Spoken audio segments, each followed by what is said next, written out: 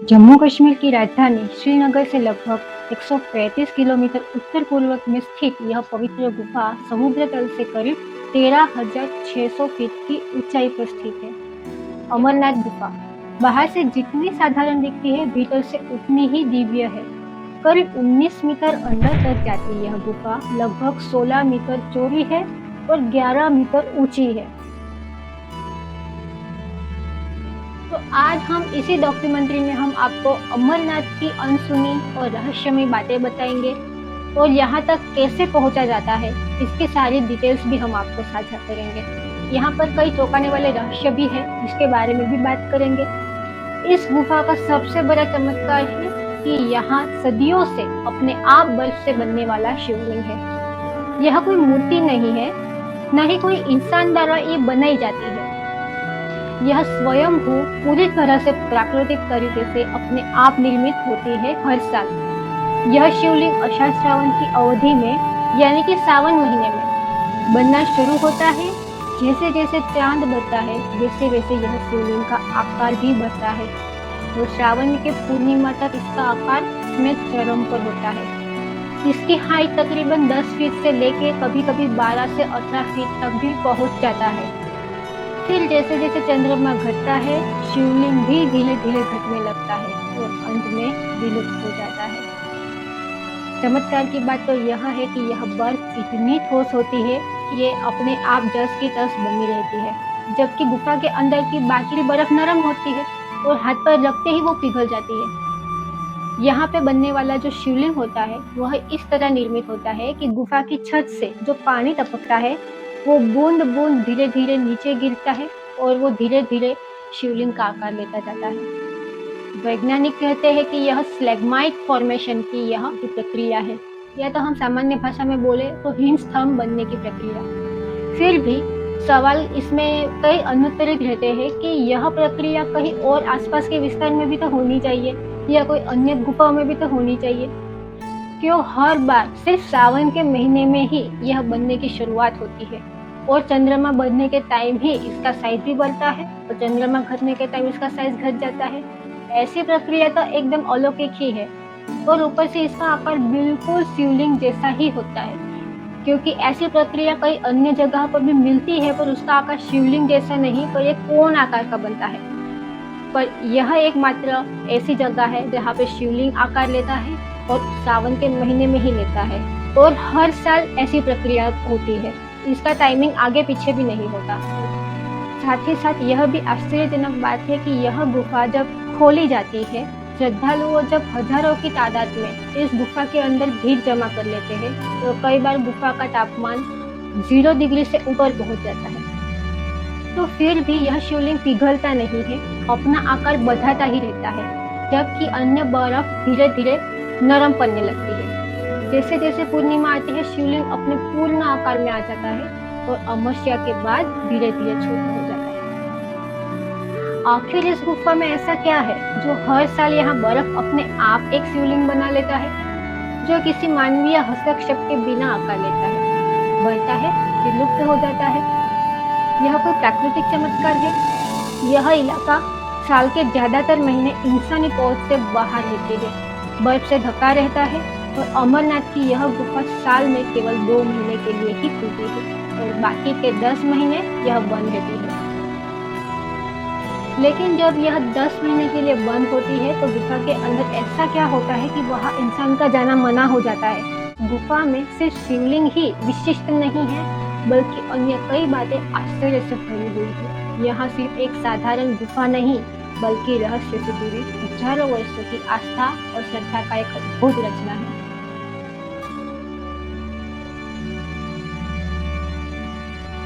हमारे मन में एक सवाल और आता है कि आखिर इस गुफा के बारे में इंसान को पहली बार कब पता चला, क्योंकि सामान्यतः यह गुफा पूरे साल बर्फ से ढकी रहती है और यहाँ तक पहुँचना बहुत ही कठिन है। तो इस गुफा की खोज के बारे में कई कहानियां भी प्रचलित है, तो हम देख लेते हैं। एक प्रसिद्ध लोक कथा के अनुसार अमरनाथ गुफा की खोज साल 1850 में बुट्टा मलिक नाम के एक मुस्लिम चरवाहा ने की थी। कहा जाता है कि एक बार बूटा मलिक बकरियां चराने पहाड़ पर गया था। वहां उसे एक साधु मिला। उसने उसे कोयले से भरा एक थैला दिया। जब बूटा मलिक ने घर जाकर वह थैला खोला तो उसमें से हीरे जवाहरात निकले। खुश होकर वह उस साधु को धन्यवाद देने के लिए वापस उस स्थान पर गए, पर वहां पर साधु थे ही नहीं, बल्कि बर्फ से बना शिवलिंग था। बूटा मलिक ने यह घटना के बारे में गांव वालों को बताया और तब लोगों को इस जगह के बारे में पता चला और तब से अमरनाथ की यात्रा शुरू हुई। आज भी कई लोग यह कहानी सुनते हैं, पर यह कहानी में डाउट है। शायद यह मिथक कहानी भी हो सकती है, क्योंकि इस जगह का जिक्र भारतीय पुरातत्व सर्वेक्षण जैसी संस्थाएं भी इस गुफा को पुराना बताती है। उसका कहना है कि यह गुफा 5000 वर्षों से भी अधिक पुरानी है। 12वीं शताब्दी में कल्हन नाम के एक इतिहासकार ने अपना ग्रंथ लिखा था राजतरंगिणी। उसमें उल्लेख है कि कश्मीर के राजा संधिमती ने अमरनाथ की गुफा में आकर यहाँ पर बर्फीले शिवलिंग की पूजा करते थे। इसके अलावा अमरनाथ महात्म्य और ब्रिगेश संहिता जैसी प्राचीन क्षेत्रीय ग्रंथों में अमरनाथ के महत्व के बारे में जिक्र किया है।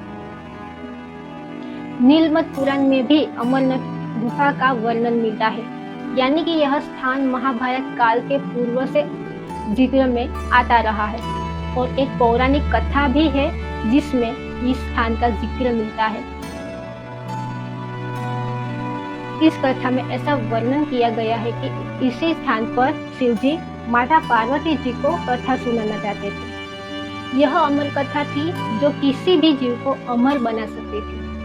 शिवजी यह कथा सिर्फ अपनी पत्नी को सुनाना चाहते थे। इसीलिए शिवजी ने पहले नंदी को, फिर सर्प को, फिर गण और चंद्रमा तथा पंच तत्वों को त्याग कर दिया था, ताकि यह कथा सिर्फ उनकी पत्नी पार्वती ही सुन सके। यानी कि इन प्राचीन कथाओं में भी इस जगह का वर्णन पहले से मिलता है। इन सब साक्ष्यों को देखते हुए हमें प्रतीत होता है कि यह गुफा प्राचीन काल के लोगों को पता था। यह केवल एक धार्मिक स्थल नहीं है, यह एक अनुभव है जो अपने जीवन को चक्रीय रूप से परिचित कराता है। यहाँ आने वाला श्रद्धालु कोई आसान यात्रा नहीं करता। कई किलोमीटर पैदल चल के आना पड़ता है, कोई बस में नंगे पांव चल कर आता है, इसीलिए कि बस एक झलक मिल जाए उस शिवलिंग की, जिसे देखना मानो साक्षात मानो शिव जी के दर्शन हिस्सा हो। अमरनाथ गुफा जितनी ऊंचाई पर बसी है, उतने ही गहरे रहस्य इसमें छुपे हुए हैं। लेकिन इस रहस्य से भी बड़ी इस जगह की पवित्रता है। हर साल सावन के महीने में यह संख्या 3 लाख से भी अधिक लोग अमरनाथ यात्रा पर आते हैं। यही वह समय है जब लोग प्राकृतिक शिवलिंग के दर्शन करने के लिए केदारनाथ और अमरनाथ की यात्रा पर निकलते हैं। यह यात्रा आसान नहीं होती, लेकिन जब अंत में भक्त मंदिर के परिसर में पहुंचते हैं तो उन्हें एक अलौकिक शक्तियों का अनुभव होता है। सिर्फ 2 महीने के लिए ही खुलने वाली यह गुफा पवित्र स्थल की यात्रा कैसे की जाती है, यहाँ पर आने के नियम और मार्ग के बारे में संपूर्ण जानकारी आइए जानते हैं। तो सरकार द्वारा प्रत्येक वर्ष कुछ निश्चित तारीख को ही रजिस्ट्रेशन शुरू करती है। इसमें मेडिकल फिटनेस सर्टिफिकेट अनिवार्य होता है, क्योंकि यह यात्रा शारीरिक रूप से कठिन है। आप 2 मुख्य मार्ग से अमरनाथ गुफा तक पहुंच सकते हैं। पहला मार्ग है पहलगाम से होकर गुजरता है। लगभग 46 किलोमीटर का लंबा यह सफर हो जाता है। और दूसरा बालताल मार्ग से होता है, जो लगभग 14 किलोमीटर का लंबा यात्रा होता है। लेकिन यह मार्ग अधिक दुर्गम और खड़ी चढ़ाई वाला है। यदि आप पहलगाम से यात्रा शुरू करते हैं तो आपका पहला पड़ाव चंदनवारी से होता है, जहाँ से असली चढ़ाई शुरू होती है। हर कदम के साथ ऑक्सीजन की मात्रा कम होने लगती है, लेकिन श्रद्धा जिसमें हो उसके लिए यह मायने नहीं रखती। इसके बाद आता है पिस्चू टॉप, जहाँ की चढ़ाई इतनी कठिन है कि ऐसा लगता है मानो शिव जी स्वयं आपकी परीक्षा ले रहे हो। फिर आप पहुंचते हैं शेषनाग के पास, एक शांत झील जिस मान्यता के अनुसार भगवान शिव के प्रिय नाग का निवास स्थान कहा जाता है। इस झील का पानी नीले रंग का है और इस झील में हिमालय की परछाई एकदम स्पष्ट दिखती है और मुकाम भी इसी विस्तार में करना होता है। रात वही बितानी पड़ती है, तंबू में खुले आसमान के नीचे हिमालय की वादियों में। यहाँ पर आप विश्राम करते हैं और अगली सुबह आगे बढ़ना होता है महागुनस के पास की ओर, जो इस यात्रा का सबसे ऊंचा बिंदु है, करीब 14,000 फीट ऊंचाई पर। वहां से गुजरते ही आपको आगे पड़ेगा पंचदारी, जहां 5 धाराओं के मिलन से बनी एक पवित्र जगह है। कहा जाता है कि यही भगवान शिव पत्नी पार्वती को कथा सुनाने के लिए अपने 5 पवित्र तत्वों का त्याग कर दिया था और इसी स्थान से गुफा सिर्फ कुछ ही किलोमीटर दूर रह जाती है। लेकिन यह रास्ता थोड़ा कठिन है। अमरनाथ यात्रा केवल चढ़ाई ही नहीं, यह अहंकार से भक्ति तक की यात्रा है। हर कदम पर आप अपने भीतर की कमजोरियों को पीछे छोड़ते हैं। इस यात्रा के दौरान कुछ सुविधाएं उपलब्ध की जाती है, लेकिन वह कुछ सीमित मात्रा में ही पहुंचा जा सकती है। इस यात्रा के दौरान रास्ते में मोबाइल नेटवर्क गायब हो जाता है और आपको समझ आता है कि अब आप शहरों की दुनिया में नहीं, शिव जी की भूमि में हैं। यहाँ तक पहुंचना महज शारीरिक उपलब्धि नहीं, बल्कि आस्था की पराकाष्ठा है। किसी ने सच ही कहा है, यह केवल पैरों की यात्रा नहीं है, यह आत्मा की परमात्मा को मिलने की यात्रा है। हर साल सावन की शुरुआत होती है। लाखों शिव भक्त हिमालय की गोद में छिपी उस रहस्यमय गुफा की ओर बढ़ते हैं, जहाँ बर्फ से स्वयं निर्मित शिव प्रकट होते हैं, बिना किसी मूर्तिकार के और बिना किसी प्रयास के अपने आप।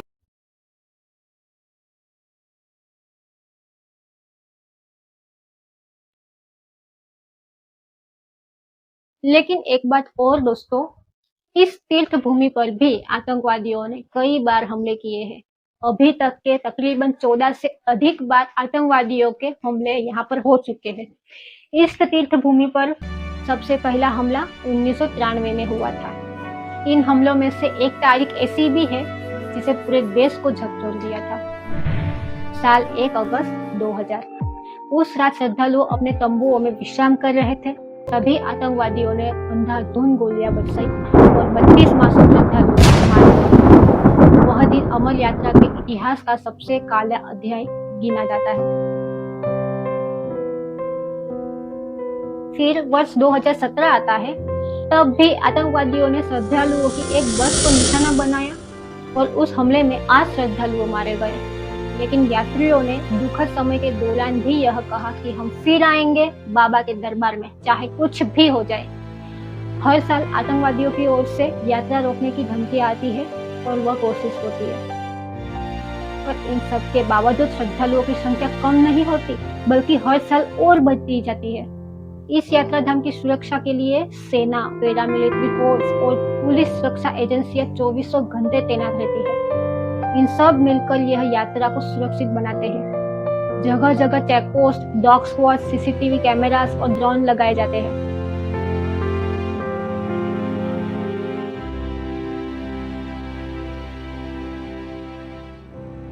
और 2015 में भी एक यात्री ने एक वीडियो बनाया जिसके अंदर गुफा के अंदर 2 कबूतर बैठे पाए गए। हैरानी की बात यह है कि सेम ऐसे ही 1930 के दशक के पुराने फोटो में भी यह 2 कबूतर दिखते हैं।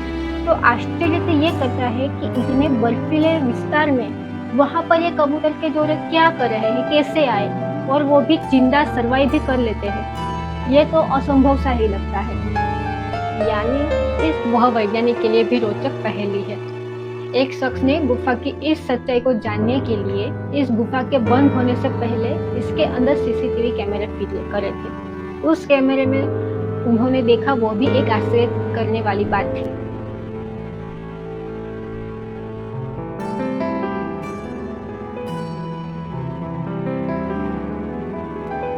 दोस्तों, आप हमें बताइए कि आपने अमरनाथ की यात्रा कभी की है? यदि आपने की है तो कमेंट सेक्शन में अपना अनुभव साझा करें, क्योंकि आपकी यात्रा किसी और को भी वहां जाने के लिए प्रेरणा दे सके। हमारा वीडियो आपको कैसा लगा? सब्सक्राइब करके हमें प्रेरणा दीजिए हम मिलते हैं अगले वीडियो में। तब तक नमस्कार, जय हिंद।